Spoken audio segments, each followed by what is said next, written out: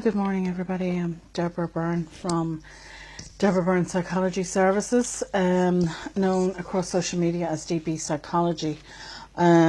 So this morning I'm going to talk about guilt and how to reduce guilt as a parent. Now, first off, I'd like to say to you, you're not alone.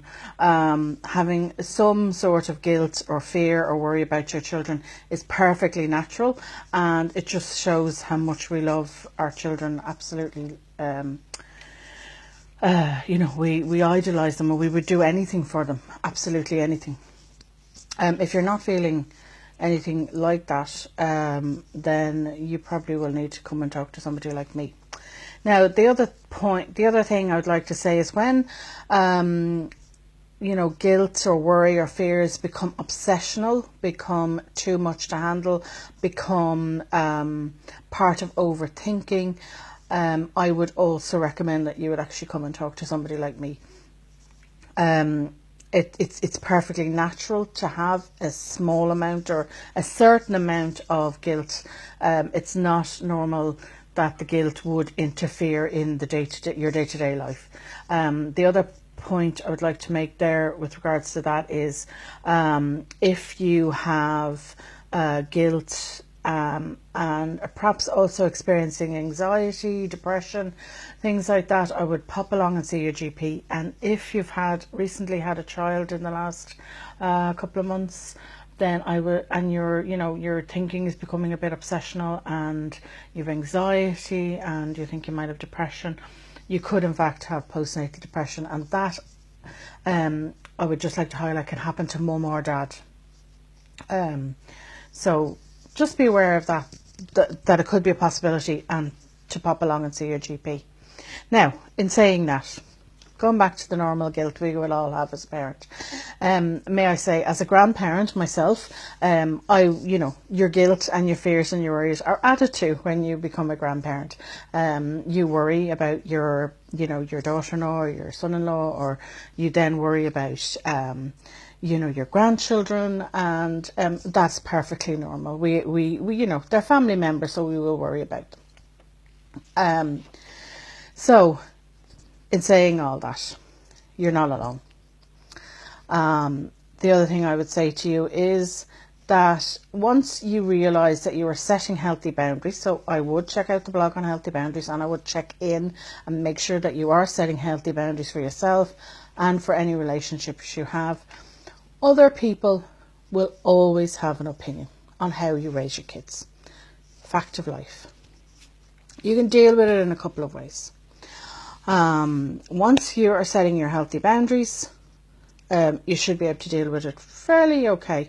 If it's a family member, we can't always tell this person to, toddle off.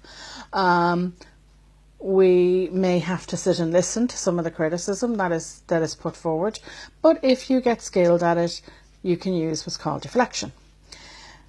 Always, always, always have a few topics in your head that you can, when this relative, well-meaning relative, as we all know about them, when this well-meaning relative, decides that they want to criticize how you're parenting, or how you're keeping your house, or whatever it is, they come in and they have their lists and they're going to start, they criticize everybody basically. Have a list of things to deflect them with. There will always be topics they like to talk about, and we'll always take them off on this tangent. So have your list of topics, and then immediately they start criticizing you, pop in that topic. Ask them about it. Ask them about something else that's going on in their lives, or something else that's happening, and pop right in there and get that topic in and deflect them away from from criticizing you, or criticizing your children, or criticizing your home, or whatever it is they have to criticize, and they'll always have something to criticize. If it isn't a family member, remember guys, you don't have to stand there and listen to them. Simply get up, walk away, and set that boundary for yourself. Set a boundary that says, I don't have to listen to you. If you're talking rubbish about my kids, if you're talking rubbish about me, I'm not going to sit here and take it. You do not have to take it. They are not a friend to you. So a friend won't do that to you. So walk away. Now, the next point I'd like to say to you is, if you're working, if you're not working, you're going to feel guilt either way. If you're a working parent, yes, you are going to miss out on things. So you have to let that go. You really do. You're going to have to let it go that you're missing out on things. You have to work and say, okay, I'm working or I'm not working, whatever it is, and I need, I need to accept that. I need to accept if I'm working, I'm going to miss out on things. Make sure that the child, if it's an event in school or an event outside school and you're going to miss it, make sure somebody else can go, whether it's an aunt, an uncle, somebody that they're, grandparents, somebody that's special to them, and that there is somebody there that is available on the day for the child, so that the child doesn't feel, well, nobody came. The next thing I would say to you, get the event recorded. I mean, in this day and age, you can easily have that event recorded, and then you can sit down that evening, both of you together, and make it a special event at home. And everybody watches, you watch this event together, and, you give them a lot of praise and a lot of compliments. One of the most precious things we can give our kids is time. And they don't need materialism. They need our love and our time, basically. And if you can, if you miss the event, it can't be helped. And you have to let that go, and you have to forgive yourself. But you make it a special time when you come home. You make that, you congratulate them, and you spend that quality time with them. Maybe have a special dinner at home that you all get in and help make. Now, in talking about working and that, you've got to, I would very much advise you to review your priorities. Whether you're working for yourself, working part-time or flexi-time, or, you work from home, think about reviewing what your priorities are in life, and maybe take some time out to do that. And decide what it is that you want. Particularly if you're working and the guilt is eating you up and you keep saying, I wish I was spending more time with my kids, I wish I was spending more time with their kids. Sometimes when we review our priorities and we say, okay, we'll let go of X, Y, and Z. And that means I can spend more time. I can cut my work time in half. I can look for a flexi time. I can look for a part-time job, and maybe that's what you need to do, as a mum or dad. Maybe you need to create your own business, and that'll give you the flexibility to be there for your kids. It doesn't really matter what you decide. As long as it's right for you and right for your family. Remember, you're doing the best you can. We all are. If you can at the end of the day, when your kids are all grown up and you can put your hand on your heart and say, I have done the best job possible, then you have. And nobody else is entitled to criticise you for that. In reviewing your priorities, you're setting a healthy boundary there. You're modelling that to your kids. The other things you can model for your kids is to reduce your stress. So I have a whole blog up there on stress. I think I have a few of them up there now on reducing your stress. I've also have some on time management, and I also have some on anger. And because a lot of the times when we feel guilty, we could escalate that up into being stressed. It'll compound any stresses we have. Our brain shuts down and we can't think straight. We can also get very angry. So maybe taking time back, stepping back and going, okay, what can I do? What can I do to review my priorities? Is a good thing to do. It really is a good thing to do, is to review that. So have a look at it out.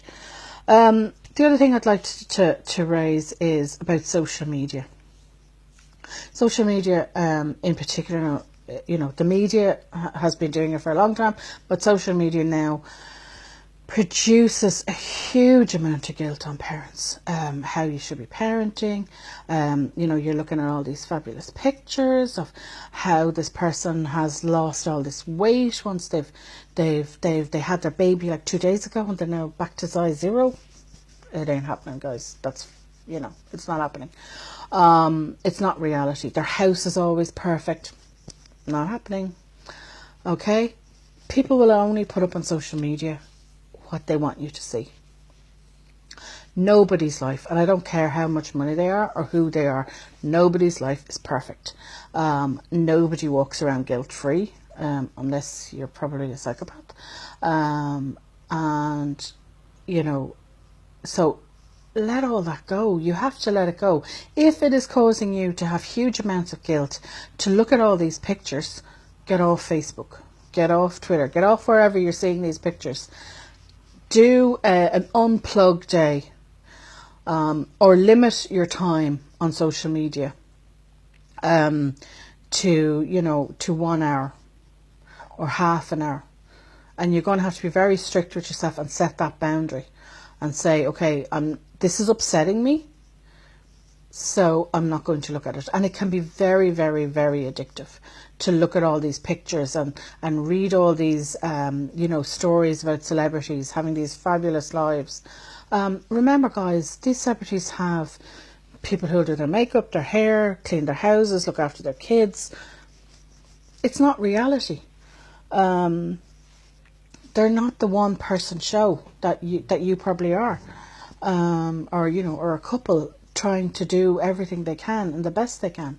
As I said, let all that stuff go. It's a load of rubbish. If it is bothering you too much, then, you know, take action. Don't look at it. Don't look at it. You can go back in a few months' time and limit yourself to, you know, half an hour or something. But if you're constantly on it, and it is addictive, it is an addiction. We recognize it now as an addiction. So if you are getting addicted to this stuff and you're saying, then it's causing you to feel guilty or to worry or to have fear, somebody's going to criticize me, I have to have the perfect house, I have to have this clean, I have to have that clean, the children have to do this, they have to do that. Guys, let that go. That's not what's important here.